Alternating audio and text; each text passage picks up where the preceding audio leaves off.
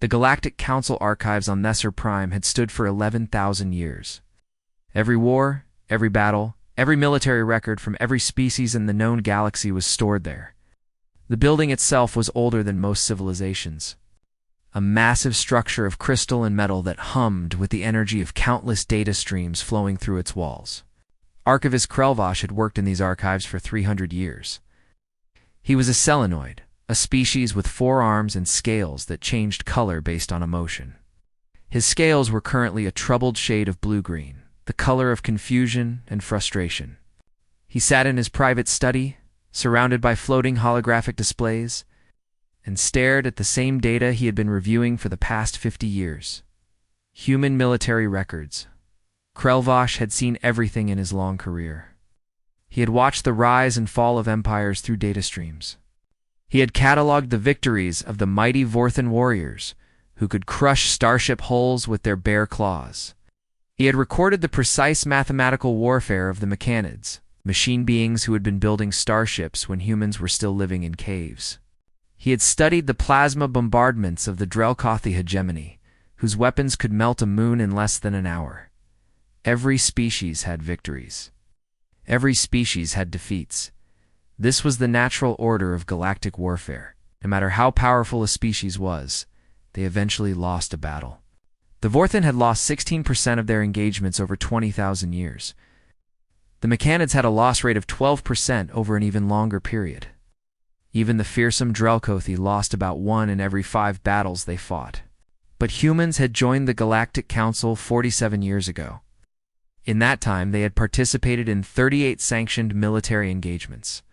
They had won every single one. This was impossible. Krelvosh had run the probability calculations thousands of times. Based on human technology, population, resources, and military experience compared to their opponents, they should have lost at least 12 of those 38 battles. Several should have been devastating defeats that crippled their fleet for years. Instead, they had won every time, against every opponent, in every type of engagement. The archivist pulled up the most recent battle on his display. Battle of the Crassius Nebula fought 3 months ago. The humans had faced the Drelkothi hegemony in a dispute over mining rights in the nebula. The Drelkothi had brought 400 warships. The humans had brought 106. The Drelkothi had superior positioning, controlling the high ground above the nebula's gravity well. They had better shields, better weapons, and commanders with centuries of combat experience. Their fleet admiral, a veteran named Kroshtel, had personally won over 200 battles in his career. The human fleet had been commanded by a woman named Grace Porter. She was 34 years old. She had been commanding ships for less than 10 years. By any reasonable measure, she should have been crushed in the first hour of combat. She had won in 6 hours. The Drelkothi lost over 300 ships. Humans lost 22. Krelvosh made a frustrated sound and pushed back from his displays. His scales had shifted to a dark purple, the color of deep thought and determination. He had spent 50 years trying to understand this anomaly from a distance. He had analyzed every piece of data, every battle recording, every after-action report. He had consulted with military experts from a dozen species. None of them could explain it. There was only one option left. He would have to go to the source. 3 weeks later, Krelvosh stood on the observation deck of a passenger liner as it approached the Sol system. Earth hung in the distance, a blue and white marble against the black of space. It was a beautiful world, he had to admit. Green and blue and swirling with white clouds. It was hard to believe that such a peaceful-looking planet had produced the most consistently victorious military force in galactic history. The human diplomatic station orbited Mars, the red planet that humans had partially colonized over the past century. Krelvosh's shuttle docked with the station 2 hours ahead of schedule. He knew this was unusual for a selenoid. His species valued punctuality and precision. But curiosity had made him impatient. He had pushed the shuttle pilot to increase speed. Commander Samuel Briggs was waiting for him in the docking bay. The human was in his 50s, with gray hair at his temples and a calm expression that suggested he had seen things that would disturb most beings. He was accompanied by a younger woman, Lieutenant Diana Cruz, who had sharp eyes that seemed to notice everything. Archivist Krelvosh Briggs said, extending his hand in the human greeting. "Welcome to Sol Station. We received your request for a meeting, and I have to admit, we were curious about what brings a council archivist all the way out here." Krelvosh took the offered hand carefully. Human grip strength was not impressive by galactic standards, but he had learned to be gentle with the smaller species. "Thank you for receiving me, Commander. I've come with questions that have troubled me for many years." "About our military record?" Briggs said. It was not a question. "Yes. How did you know?" The human smiled slightly. It was a curious expression, showing teeth in a way that would be threatening in most species, but apparently indicated friendliness in humans. "You're not the first to come asking. The Vorthan sent an ambassador last year. The Mechanids sent a research team the year before that. Everyone wants to know the same thing." "What did you tell them?" The official answer, Briggs said. "Training, dedication, innovative tactics. All true as far as it goes." Krelvosh's scales flickered to an eager amber. "But not the complete truth." "No." Briggs studied him for a moment. "You've come a long way, Archivist, and I've read your work. Your analysis of the Volanthemic Anid War is still considered the definitive account. You're not someone who accepts easy answers. I am not." Briggs nodded slowly. "Then I think you deserve the real answer. But I warn you, it's not a comfortable one. Understanding humans means understanding some things about the galaxy that most species prefer not to think about." "I have spent 3 centuries cataloging wars," Krelvosh said. "I am not easily disturbed." The human smile faded slightly. "We'll see about that. Follow me." He led the archivist deeper into the station, through corridors that hummed with activity. Human crew members moved past them, nodding respectfully to Briggs. Krelvosh noticed that they walked with a certain confidence, a sureness of movement that he had seen in veteran soldiers of other species. They reached a private conference room with a large viewport looking out at the stars. Briggs gestured for Krelvosh to sit, and the archivist folded his forearms and settled into one of the chairs designed for multi-limbed species. "Before I tell you anything," Briggs said, "I need to ask you a question. What do you know about human history? Specifically, our history of warfare?" Krelvosh considered the question. "Your species fought among itself for most of your recorded history. This is normal for pre-spacefaring civilizations. You unified? Approximately 120 years ago, after a global conflict that nearly destroyed your biosphere." "That's the summary," Briggs agreed. "But summaries don't tell you much, do they? They don't tell you what those wars were really like. They don't tell you what they cost us." He leaned forward, his eyes intense. "They don't tell you what they taught us." "Then teach me," Krelvosh said. "That is why I am here." Briggs nodded slowly. "All right, Archivist. But remember, you asked for this." Briggs stood and walked to the viewport. For a long moment, he simply stared out at the stars, his reflection ghostly against the glass. When he spoke, his voice was quieter than before. "The Galactic Council has been keeping records of warfare for 11,000 years, he said. "In that time, you've cataloged conflicts between hundreds of species. Wars over territory, resources, ideology. Standard stuff, right?" "That is correct," Krelvosh said. "And in all those records, how many species have you found that came close to destroying themselves through warfare? Not external threats, internal conflicts. Species that nearly went extinct because they couldn't stop killing each other?" Krelvosh thought about it. Scales shifted to a thoughtful purple. Perhaps a dozen. Now the Volanthi had several civil wars that reduced their population significantly.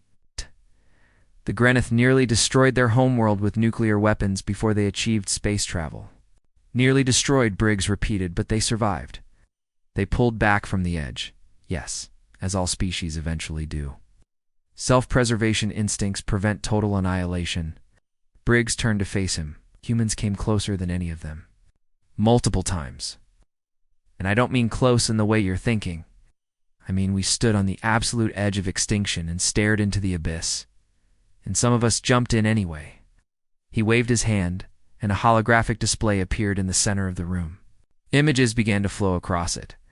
Cities in ruins, smoke rising from craters, ships sinking in dark oceans. Soldiers in trenches, their faces hollow with exhaustion and fear. In the last 5,000 years of recorded human history, we have fought over 10,000 wars, Briggs said. Not small conflicts.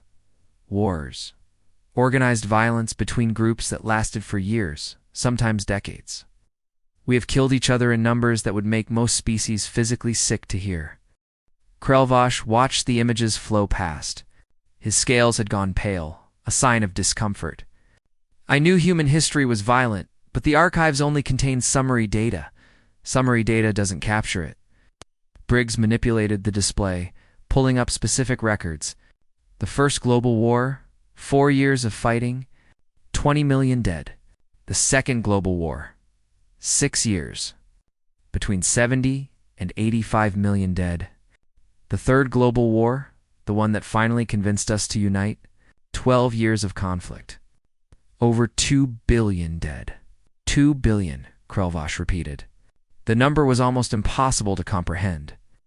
And those are just the big ones, Lieutenant Cruz said.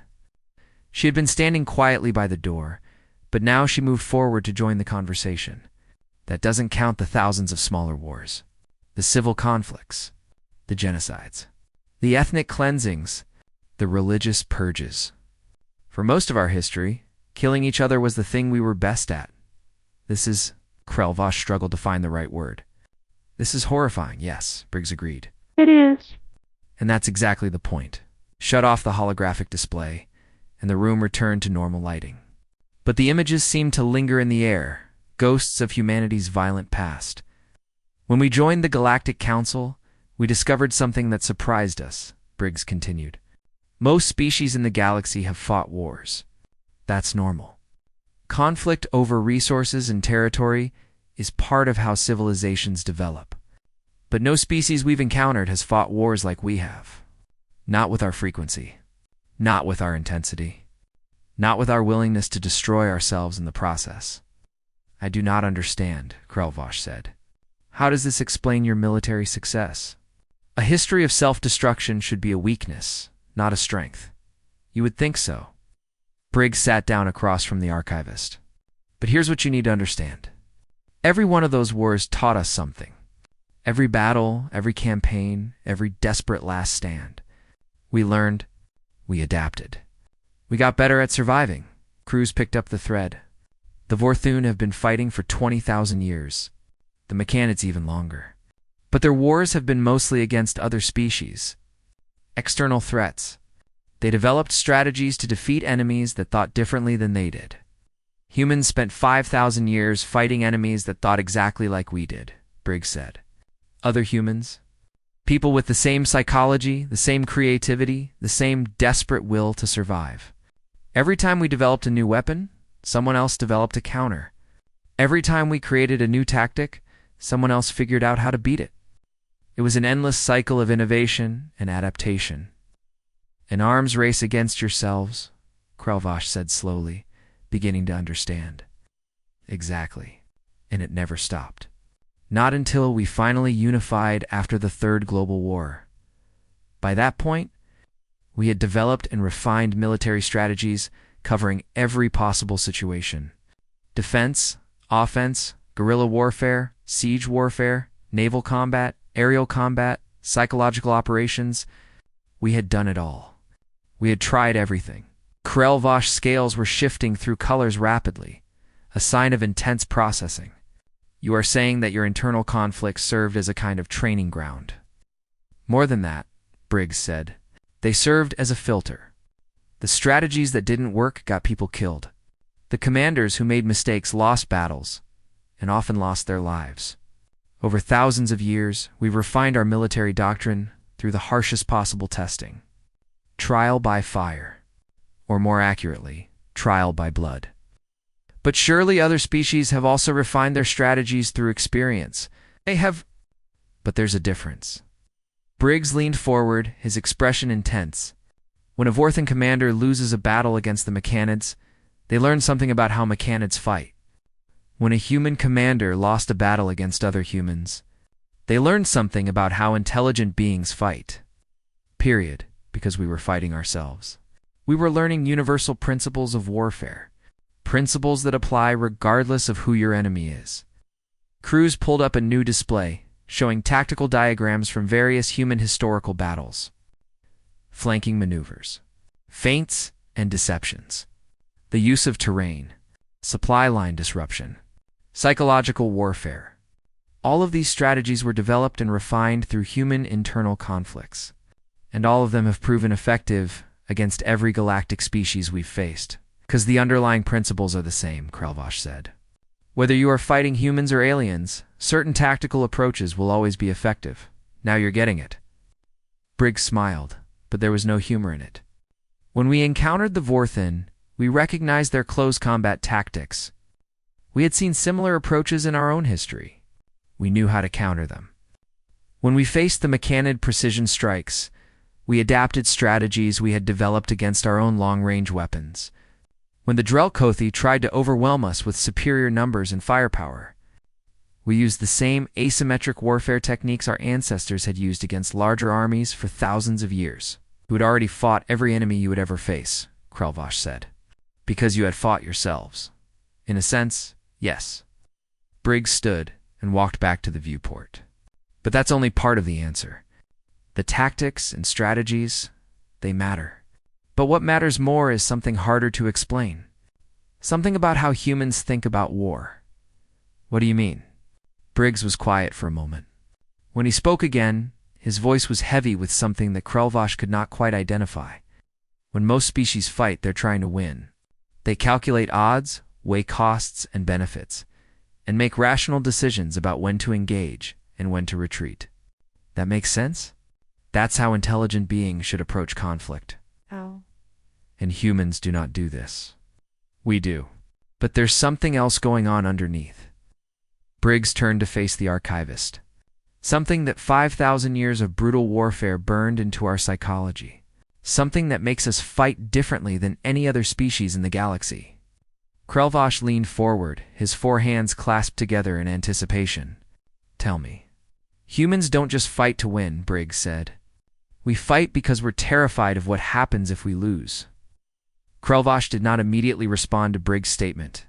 His scales had gone still, which only happened when a selenoid was processing something deeply disturbing.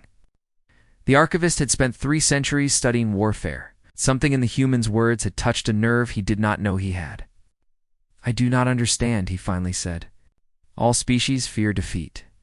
That is natural. Fear of losing is what motivates beings to fight harder. Fear of losing, yes, Briggs agreed. But there are different kinds of fear. Different levels. He sat down again, his movements slow and deliberate. When a Vorthin commander loses a battle, what happens? Their species suffers a setback. Territory may be lost. Resources depleted. It is a blow to their pride and their strategic position. They regroup, rebuild, plan for the next engagement. Krelvosh's scales flickered with confusion. This is the natural cycle of warfare. Exactly. That's the natural cycle. Lose a battle, retreat, recover, fight again another day. Most species operate on this assumption. Defeat is temporary. It hurts, but it's not the end. And for humans? Briggs was quiet for a moment. Then he pulled up another holographic display, this one showing a map of ancient Earth. Cities were marked with small icons. And as Krelvosh watched, some of those icons began to disappear. Carthage, Briggs said, pointing to one of the vanishing cities. A great civilization in our ancient history. They fought a series of wars against another civilization called Rome. They lost. Rome didn't just defeat them. Rome destroyed them. They killed the people, burned the city, and salted the earth, so nothing would grow there again. Carthage was erased from existence. Another icon disappeared. The Aztec Empire. Conquered by invaders from across the ocean, their cities were torn down, their people enslaved, their culture systematically destroyed. Within a generation, almost nothing remained. More icons vanished. The same story repeated across our history, countless times. Tribes, cities, nations, entire civilizations, they lost wars and they ceased to exist. Not defeated, erased. Krelvosh's scales had gone very pale. This is not standard warfare. This is extermination. Yes, and every human alive today is descended from people who survived that kind of warfare, who watched their neighbors, their families, their entire way of life destroyed by enemies who showed no mercy. Briggs' voice was hard. That experience is burned into our collective memory. We know at the deepest possible level what losing really means. Lieutenant Cruz spoke up. When other species think about defeat, they imagine setbacks. Damaged fleets, lost territory, wounded pride.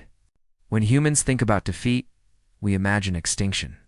We imagine our children enslaved, our cities burned, our culture erased. Because that's what defeat meant for most of our history. This is why you fight differently, Krelvosh said slowly. You are not fighting for victory. You are fighting against annihilation. Every single time, Briggs confirmed. Even when the stakes of a particular battle aren't that high, even when we're fighting over something as simple as mining rights in a distant nebula, we fight like everything depends on the outcome. Because part of us, the part shaped by 5,000 years of brutal history, believes that everything does depend on it. But this is irrational, Krelvosh protested. The Galactic Council has rules of warfare.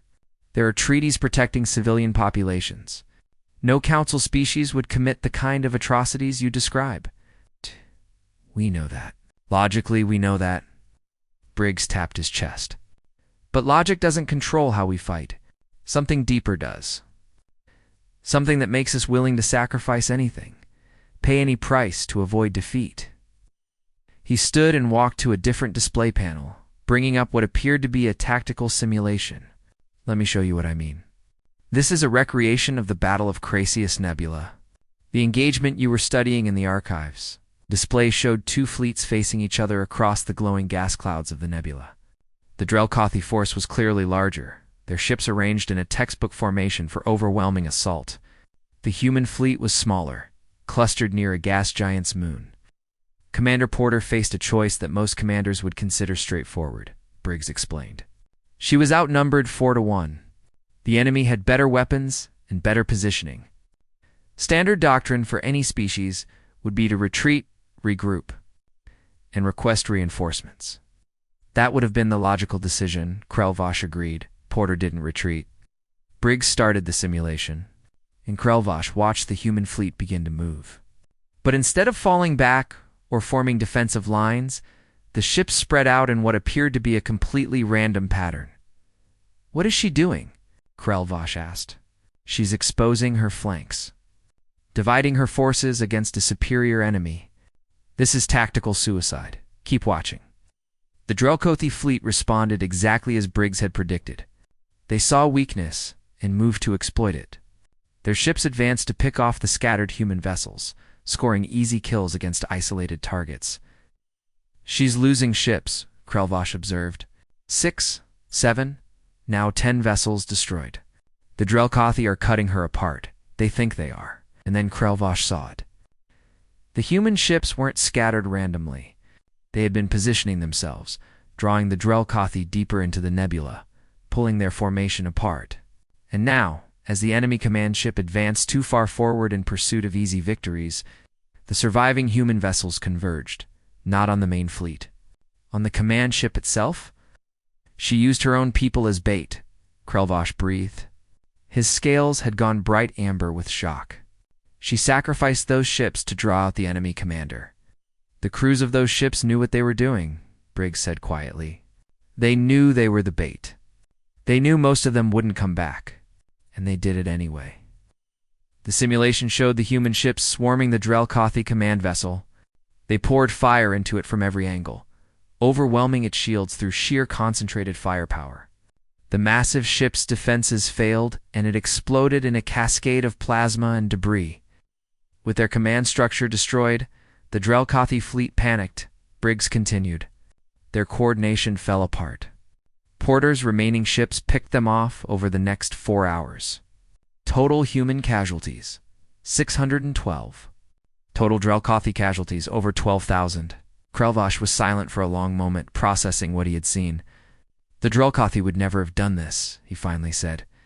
No Drolkothi commander would sacrifice ships as bait. It would be considered dishonorable, wasteful, wrong. And that's exactly why they lost, Cruz said. They were playing by rules that humans don't follow. They expected their enemy to behave rationally, to value individual ships and individual lives the way they did. They didn't understand that they were fighting people who had learned over thousands of years that sometimes the only way to survive is to sacrifice everything. We have a name for this, Briggs said. We call it the doctrine of unacceptable outcomes. It's not written in any manual. It's not taught in any classroom. It's just something we know deep in our bones. Some outcomes are so unacceptable that any price to prevent them is justified, even the lives of your own people. Even that. Briggs' voice was heavy. Those 612 crew members who died in the Crassius Nebula, they died so that the other ships could survive, so that the fleet could win, so that their families back on Earth would never know what it felt like to lose a war. Krelvosh looked at the frozen tactical display, at the positions of ships that had been crewed by beings willing to die so their species could win. This is why you have never lost, he said. Not because you are stronger or smarter, because you are willing to pay prices that other species are not. That's part of it, Briggs agreed. But there's more. There's always more when it comes to humans in war. Krelvosh requested a break to process what he had learned.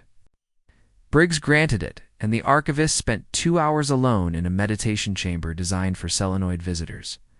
His scales cycled through colors as his mind worked through the implications of everything he had been told. When he emerged, Lieutenant Cruz was waiting in the corridor. The commander is handling some station business, she explained. He asked me to continue the discussion if you have more questions. I have many questions, Krelvosh admitted, but I find myself uncertain where to begin. Cruz led him to a comfortable observation lounge with wide viewports showing the stars. She ordered hot tea for herself and a mineral supplement for the archivist. Remembering the dietary needs of his species, they sat across from each other as the drinks arrived. You seem troubled, Cruz observed. I am trying to understand something that does not fit my existing models of psychology. Krelvosh accepted his drink but did not taste it yet. Commander Briggs spoke of human history as if it were a living thing, as if events from thousands of years ago still influence how your people behave today. But that cannot be literally true. The humans who fought those ancient wars are long dead. Cruz smiled slightly. Have you ever heard of inherited trauma? I am not familiar with the term. It's a human psychological concept. The idea that traumatic experiences don't just affect the individuals who live through them. They affect their descendants as well. Through culture, through family stories, through behaviors passed down from parent to child. She sipped her tea, gathering her thoughts. When I was a girl, my grandmother used to tell me stories about her grandmother. A woman who lived through the food shortages during the Second Global War, that's 4 generations back. I never met her. But I still can't throw away leftover food without feeling guilty. I still make sure my kitchen is always fully stocked, even though I've never experienced a day of real hunger in my life. You are suggesting that human military behavior is influenced by ancestral experiences? I'm saying it's more than influenced. It's shaped by them. Cruz set down her cup. Every human alive today carries the weight of 5,000 years of warfare in their subconscious. We inherit the fears of our ancestors, their survival instincts, their desperate strategies, not through our genes, but through our culture. Through the stories we tell and the values we teach our children. Krelvosh's scales shifted to a thoughtful purple. This would explain why your commanders make decisions that seem irrational to other species. They are not responding only to the immediate tactical situation. They are responding to accumulated knowledge from thousands of years of conflict. Exactly. Cruz leaned forward. When Commander Porter sacrificed those ships at Crassius Nebula, she wasn't just making a tactical decision based on the situation in front of her. She was drawing on an inheritance of military thinking that goes back to the earliest human. Civilization's feints, ambushes, sacrificial strategies. These are approaches we've been developing and improving for longer than most galactic civilizations have existed. But other species have also developed their strategies over time. But most species have developed their strategies to win efficiently, to achieve victory with minimal cost. We developed ours to prevent defeat absolutely. Cruz's expression grew more serious. There's a difference between a culture that has won wars and a culture that has nearly been destroyed by them. The first learns how to succeed. The second learns how to survive. The door opened, and Briggs entered.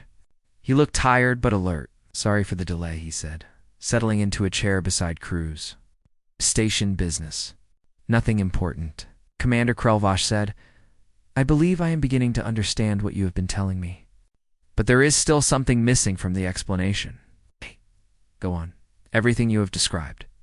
This inherited trauma, this desperate determination to avoid defeat. These are psychological factors. They explain the motivation behind human military decisions. But motivation alone does not win battles. There must be something more." Briggs nodded slowly. "You're right. There is one more piece." He pulled up a holographic display showing a database of military records. When humanity joined the Galactic Council, we were given access to the military doctrines of every member species. This is standard procedure for new members. It helps integrate newcomers into the existing defensive structure. I am aware of this protocol. We didn't just skim those records. We studied them. Every tactic, every strategy, every recorded battle. We fed them into our analysis systems and compared them to our own history. Briggs leaned forward, his eyes bright with something like excitement. "Do you know what we found?" Krelvosh felt his scales shift to eager amber. "Tell me." "We found that most galactic species had developed excellent but specialized military doctrines. The Vorthane are masters of close combat and boarding actions. The Mechanids are unmatched in long-range precision attacks. The Drelkothi dominate in fleet-scale bombardment. Each species found their strength and refined it to perfection over thousands of years. This is well known. It is the basis of Council defensive strategy. Different species contribute their specific strengths to combined operations. Right. But here's the thing." Oh. Briggs stood and began to pace, his energy building. "Humans don't have a specialty. We've tried everything. In 5,000 years of internal warfare, we experimented with every possible military approach. Sometimes we tried several at the same time, against ourselves. Guerrilla warfare, siege warfare, rapid assault tactics, defensive fortifications, psychological operations, economic warfare. We did it all. You are generalists. We're more than generalists. We're adaptive." Briggs turned to face the archivist. "When we analyzed the galactic military doctrines, we saw patterns. Strategies we recognized, tactics we had encountered before, the Vorthan boarding techniques. We developed counters for similar approaches during our own naval warfare period. Mechanid precision targeting. We had already learned to avoid that kind of attack during our aerial combat era." "You're saying you had already faced and overcome the strategies used by galactic species? Not the exact same technologies, but the underlying principles?" Briggs sat back down. "We had seen it all before. Every galactic species we've fought has used tactics that reminded us of something from our own history, and that means we already knew how to counter them." Krelvosh sat back, his forearms spreading in a gesture of amazement. "You had already fought every enemy you would ever face, because you had fought yourselves." "In a way, yes," Cruz spoke up. "Human history is a library of warfare. Every possible approach has been tried. Every counter has been developed.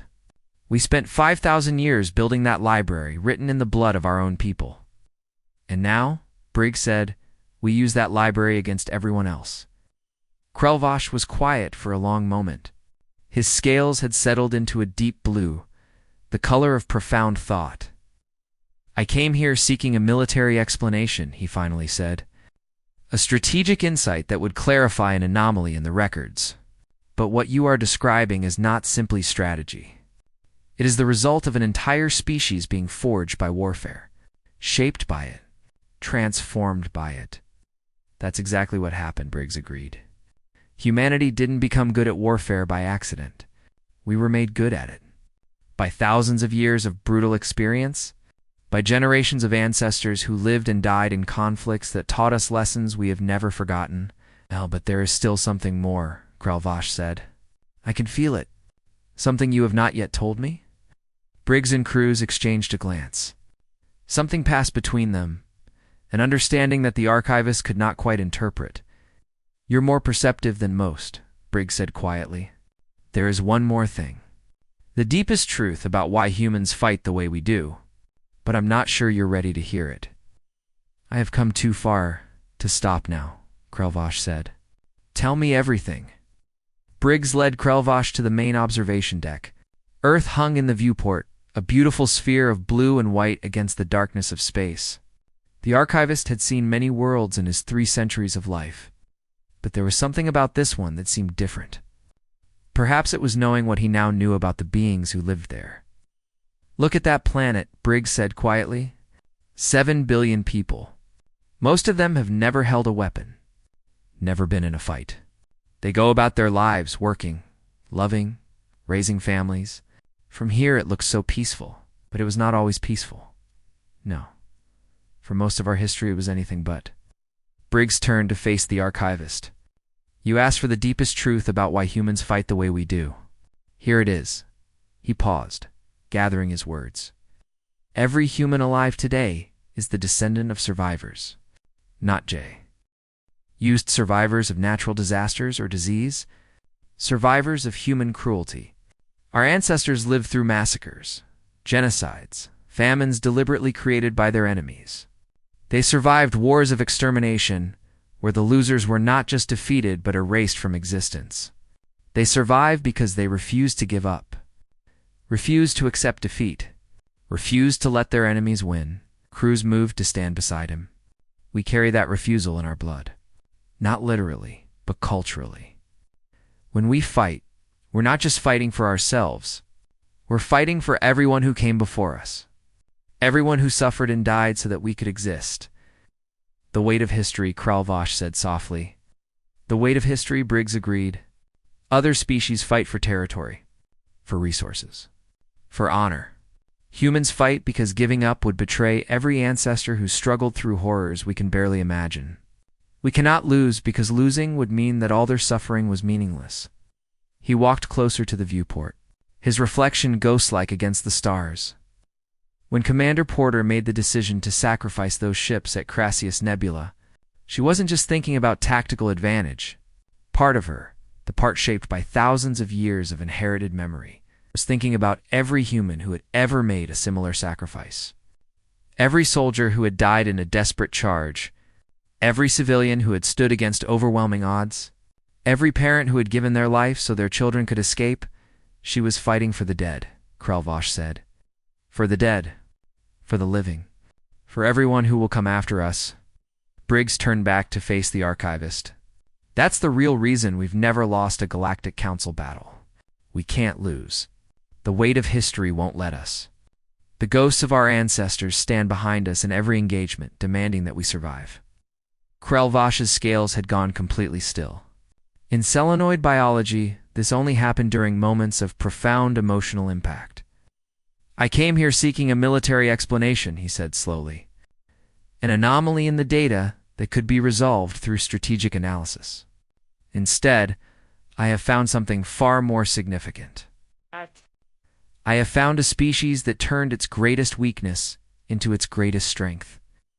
The archivist rose, his forearms spreading in a gesture of deep respect. Your violent history should have destroyed you.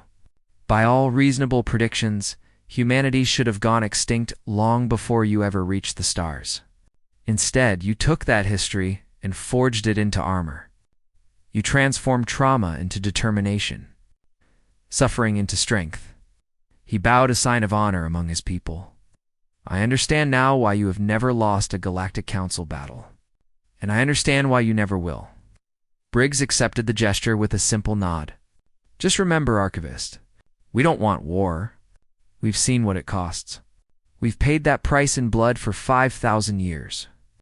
If we could make peace with every species in the galaxy, we would do it in a heartbeat. But if war comes, Cruz finished, we will do what humans have always done. We will fight. We will sacrifice, and we will win. Because for us, the alternative is unthinkable. Krelvosh returned to the Esser Prime 3 weeks later. He spent months writing his report, carefully documenting everything he had learned. When it was finished, it was classified at the highest level and distributed only. To the senior members of the Galactic Council's military committee, the report's conclusions were simple but profound. Humanity was not just another spacefaring species.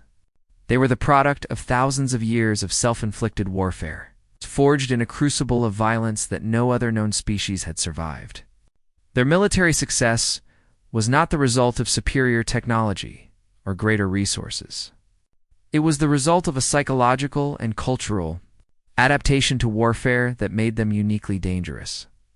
The report recommended that no council member should engage humans in direct military conflict unless absolutely necessary, not because humans were unbeatable, but because they would fight with a desperation and determination that made victory against them prohibitively costly. In the margins of the report, in a personal note that was later removed from the official version, Krelvosh wrote, "The humans have a saying that has survived for thousands of years. Does not kill you makes you stronger. After 11,000 years of archival work, I have never encountered a species that embodied this principle so completely. They are the children of war, shaped by blood and fire. And they have emerged from that crucible as something the galaxy has never seen before. They are survivors, and they will do anything, sacrifice anything, endure anything, to remain so. This is their gift. This is their curse. And this is why when humans take the field of battle, the outcome is never truly in doubt." Commander Samuel Briggs continued to serve on the Mars diplomatic station for another 10 years before retiring to a small farm in Montana. He spent his final years teaching his grandchildren about history, about sacrifice, and about the importance of never forgetting where they came from. He died peacefully in his sleep at the age of 73, surrounded by family. Lieutenant Diana Cruz rose through the ranks over the following decades. Eventually, she became Admiral Cruz and commanded the human fleet during the Trilateral Incursion, a conflict that lasted 6 days and ended with yet another human victory. A journalist asked her afterward how she had won against such overwhelming odds. She smiled slightly and said, "We've had a lot of practice." The journalist thought she was joking. She was not on Earth. In schools and homes and military academies, the stories continued to be told. Stories of ancient battles and desperate last stands. Stories of sacrifice and survival. Stories that reminded each new generation of who they were and where they came from, and in the depths of space. On 100 different worlds, the other species of the Galactic Council heard those stories too. They heard about humans and their strange, violent history. They heard about the species that had nearly destroyed itself a dozen times, but had somehow survived. They heard about the warriors who fought like they had nothing to lose, because their ancestors had already lost everything and clawed their way back from oblivion. Some thought the stories were exaggerated. Others dismissed them as propaganda, but none of them ever challenged humanity to a war again, because deep down, they all understood the truth. Humans were survivors. They had been tested by fire for 5,000 years. And no matter how many times they were knocked down, they always got back up. Always.